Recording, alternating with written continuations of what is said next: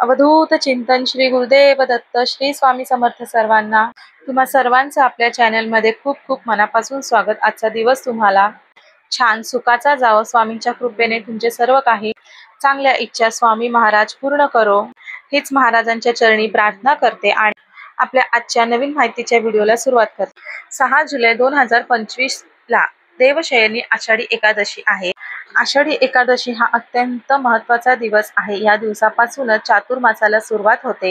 या दिवसापासून भगवान श्री हरी विष्णू हे योग निद्रेत जातात आणि चातुर्मास सुरू होतो. आणि चातुर्मास म्हणजे 4 महिन्याचा हा कालावधी देव उठणी एकादशीच्या दिवशी समाप्त होतो. म्हणजेच देव उठणी एकादशीच्या दिवशी भगवान श्री हरी विष्णू त्यांच्या योग निद्रेतून जागे होतात.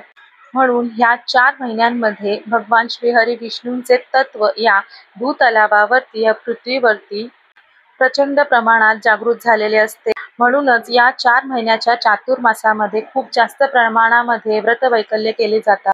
अनेक प्रकारचे पारायण केले जाते, उपवास केले जातात. त्यातच श्रावण महिना देखील येतो आणि गणपती बाप्पाची सेवा देखील ह्याच वेळी केली जाते. त्याचबरोबर महादेवांची सेवा, त्याचबरोबर दिवाळी देखील गणपतीच्या नंतर येते. अशा प्रकारे आपण या चातुर्मासाच्या महिन्यामध्ये जास्तीत जास्त सेवा आपण करत असतो.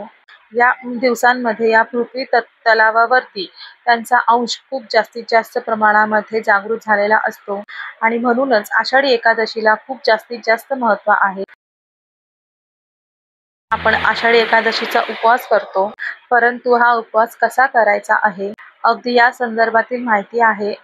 आणि सगळ्यात जास्त महत्त्वाचे म्हणजे ज्यांना उपवास करणे शक्य नाही आहे, कारण कोणी महिला गर्भवती असतील, प्रेग्नेंट असतील किंवा कोणाला मेडिकल इश्यू असतील, त्याच्यामुळे त्यांना गोळ्या घ्यायच्या असतात, किंवा मग अशा व्यक्ती ज्यांना खाणे कंपल्सरी आहे, अशा व्यक्तींनी उपवास नाही केला तरी चालेल.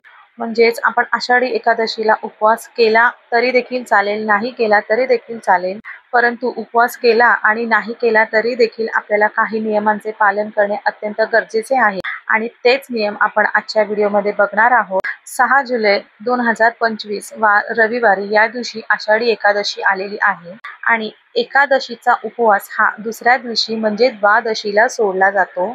परंतु बऱ्याचशा अशा भागामध्ये लंगडी एकादशी केली जाते, म्हणजे सकाळी फलाहार करायचा आणि संध्याकाळच्या वेळेस आपण छान जे रोजच्या जेवणामध्ये जेवतो, म्हणजे पोळी भाजी वरण भात असं जेवून त्या ठिकाणी उपवास त्यांचा सोडत असतात. परंतु सर्वात आधी आषाढी एकादशीचा उपवास आणि कार्तिक एकादशीचा उपवास हा, म्हणजेच आपण आषाढी एकादशी आणि कार्तिक एकादशी हे 2 उपवास आपण केले तर संपूर्ण 24 एकादशी केल्याचे पुण्यफळ आपल्याला प्राप्त होते.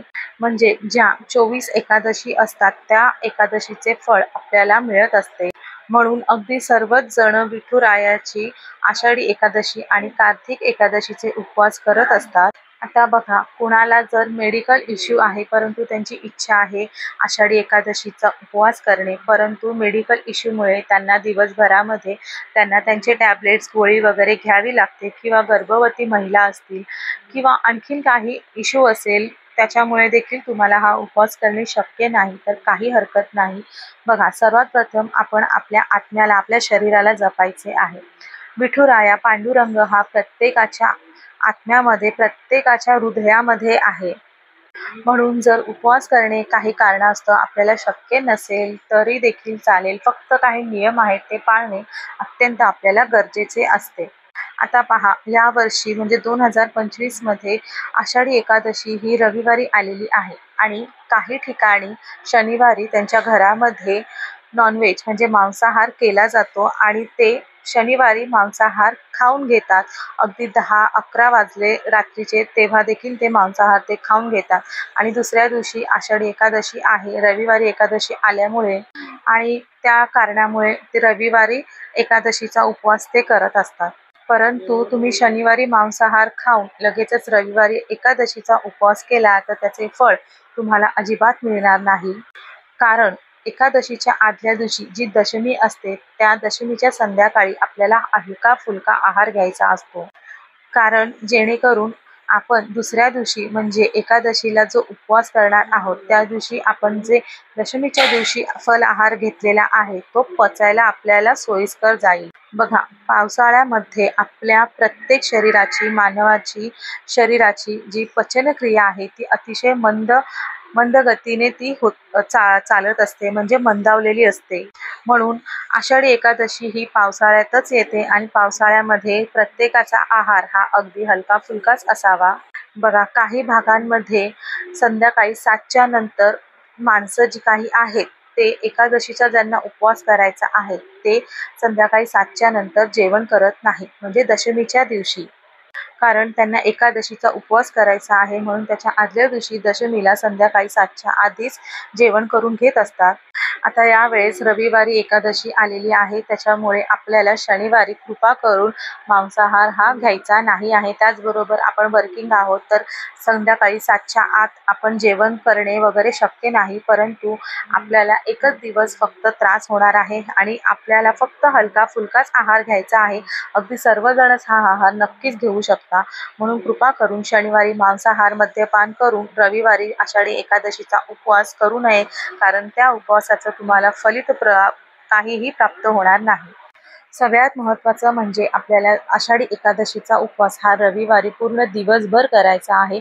त्याचबरोबर आपल्याला रात्री काहीही दुसरे अन्न खायचे नाही, जेवायचे नाही. आपल्याला रात्री देखील उपवासमध्येच ठेवायचा आहे. दुसऱ्या दिवशी म्हणजे द्वादशीला आपल्याला हा उपवास सोडायचा आहे. एकादशीच्या दिवशी तुम्ही भगर, खिचडी, फळं किंवा इतर काही ज्यूस वगैरे तुम्ही घेऊ शकता, परंतु तुम्ही जेवण करू शकत नाही. आणि दुसऱ्या दिवशी द्वादशीला तुम्ही हा दुपारी म्हणजे सकाळी 10च्या नंतर हा उपवास सोडायचा आहे. आता कोणाकोणाच्या घरी फक्त हा द्वादशीच्या दिवशी उपवास हा चहा, बिस्किट किंवा ठोस, खारी असे खाऊन हा उपवास सोडला जातो, कारण त्यांना असे वाटते की सकाळ सकाळ एवढे जेवण कोण करणार आहे आणि वर्किंग असतात, मुलांची शाळा वगैरे काही असतं. परंतु आपल्याला हा एकादशीचा उपवास दुसऱ्या दिवशी पूर्ण जेवणावरच म्हणजे पोळी, भात, आमटी, वरण, भाजी असे पूर्ण जेवण करूनच आपल्याला हा उपवास सोडायचा आहे. त्याचंच आपण नैवेद्य आपल्या देवघरात आपल्या देवांना, विठुरायांना दाखवायचा आहे आणि त्याच्यानंतर आपण हा उपवास सोडायचा आहे. फक्त चहा, बिस्किट, खारी, टोस्ट वगैरे किंवा आणखीन काही तुम्ही नाश्त्यासारखे काही पदार्थ खाऊन तुम्ही उपवास सोडत असाल तर तुम्हाला अजिबात असे करता येत नाही, असे करणे योग्य नाही. त्याचबरोबर काही भागांमध्ये बघा, लंगडी एकादशी केली जाते. लंगडी एकादशी म्हणजे दिवसभर ते उपवास करत असतात आणि संध्याकाळी ते उपवास सोडत असतात, परंतु अशा उपवासाचा काहीही अर्थ राहत नाही. असा उपवासाचं कुठलंही फळ आपल्याला प्राप्त होत नाही. त्याऐवजी तुम्ही जर उपवास नाही केला तरी देखील चालेल, कारण विठ्ठल हा आपल्या हृदयामध्ये आहे. आपण उपवास न करता फक्त दिवसभरामध्ये विठुरायाचं नाव आपल्या मुखात ठेवले, विठ्ठल विठ्ठल विठ्ठल हे नामस्मरण आपण जपत राहिलो तरी देखील चालेल.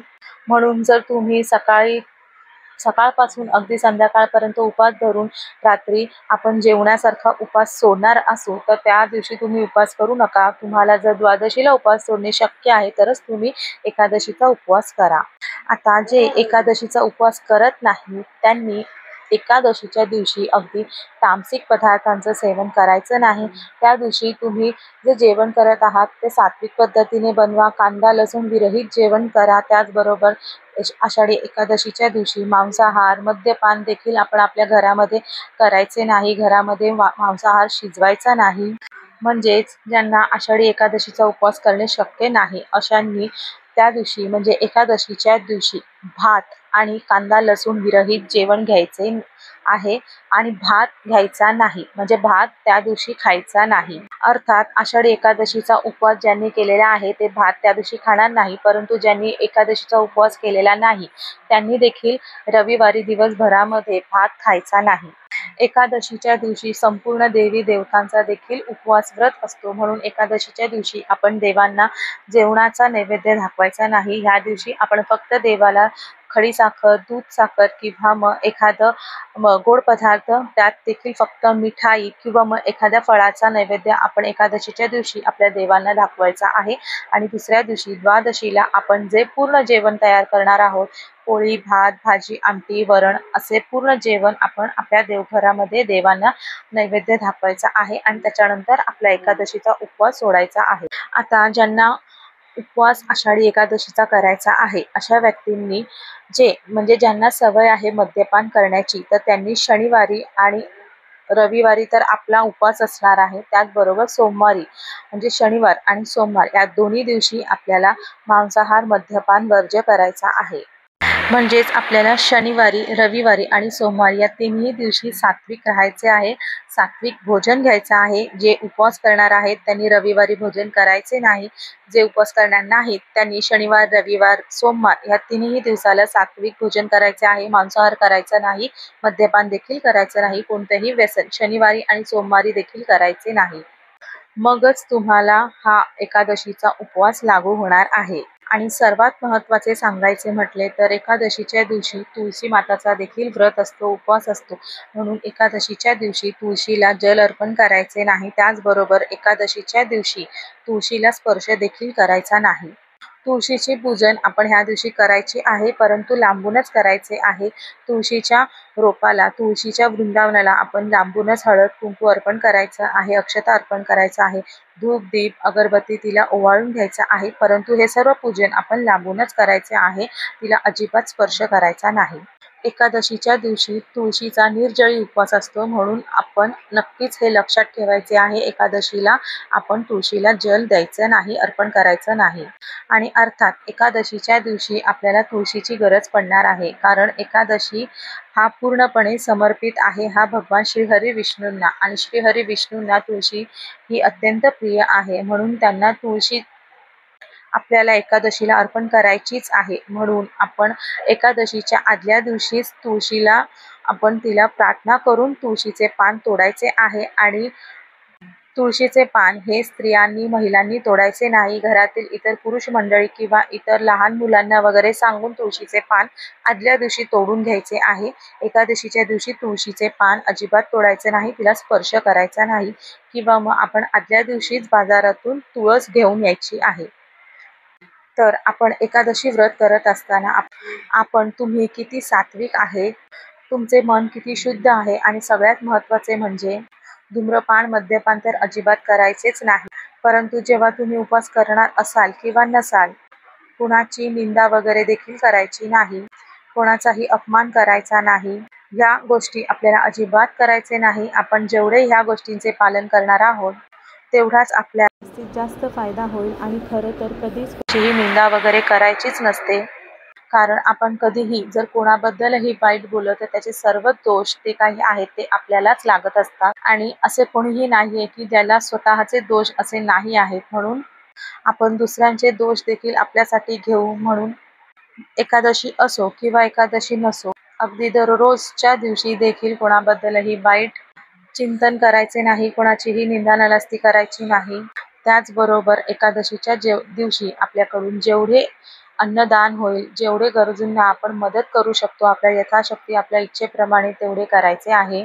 त्याचबरोबर आषाढी एकादशीच्या दिवशी आपल्याला नक्कीच विठुरायाचे, पांडुरंगाचे दर्शन घ्यायचे आहे. तुमच्या ठिकाणी आजूबाजूला म्हणजे जवळच्या परिसरामध्ये पांडुरंगाचे मंदिर असेल तर नक्कीच त्या ठिकाणी जा. भगवंत विठुरायाचे छान दर्शन करा.